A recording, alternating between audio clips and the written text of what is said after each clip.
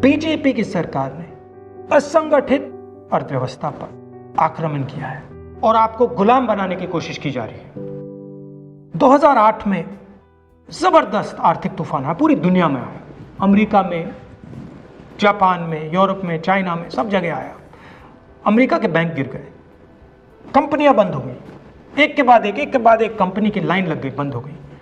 Europe के bank गिरे, मगर हिंदुस्तान को कुछ नहीं हुआ। यूपीए की सरकार थी, प्रधानमंत्री जी के पास गया और मैंने उनसे पूछा, मनमोहन सिंह जी बताइए, पूरी दुनिया में आर्थिक नुकसान हुआ है, हिंदुस्तान को कोई असर नहीं हुआ, कारण क्या है? मनमोहन सिंह जी ने कहा, राहुल, अगर हिंदुस्तान की अर्थव्यवस्था को समझना चाहते हो तो यह समझना होगा कि हिंदुस्तान में दो अर्थव्यवस्थाएं हैं।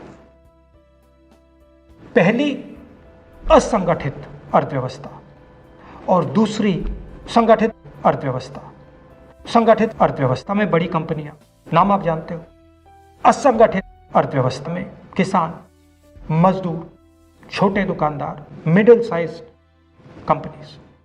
जिस दिन तक हिंदुस्तान का असंगठित सिस्टम मजबूत है, उस दिन तक हिंदुस्तान को कोई भी आर्थिक तूफान छू नहीं सकता। अब आज के दिन आते हैं। पिछले 6 साल से बीजेपी की सरकार ने असंगठित अर्थव्यवस्था पर आक्रमण किया है। 3 बड़े उदाहरण तो मैं आपको अभी दे देता हूं। नोटबंदी, गलत जीएसटी और लॉकडाउन। आप यह मत सोचिए कि लॉकडाउन के पीछे सोच नहीं थी। यह मत सोचिए कि गलती से आखिरी मिनट पे लॉकडाउन कर दिया गया है। इन तीनों का लक्ष्य हमारे इनफॉर्मल सेक्टर को खत्म करने का है।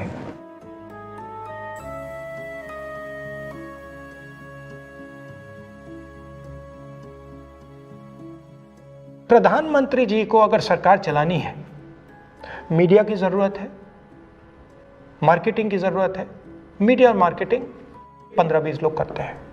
इनफॉर्मल सेक्टर में पैसा है, लाखों करोड़ रुपए, जिसको ये लोग छू नहीं सकते।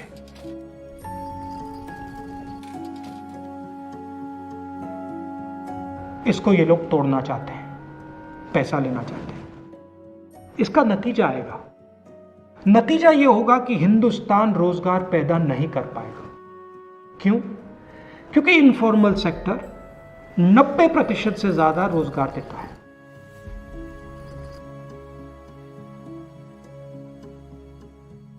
जिस दिन इनफॉर्मल सेक्टर खत्म हो गया, नष्ट हो गया, उस दिन हिंदुस्तान रोजगार पैदा नहीं कर पाएगा। आप ही इस देश को चलाते हो, आप ही इस देश को आगे ले जाते हो, और आपके खिलाफ साजिश हो रही है। आपको ठगा जा रहा है और आपको गुलाम बनाने की कोशिश की जा रही है। हमें इस आक्रमण को पहचानना पड़ेगा और पूरे देश को मिलकर इसके खिलाफ लड़ना पड़ेगा।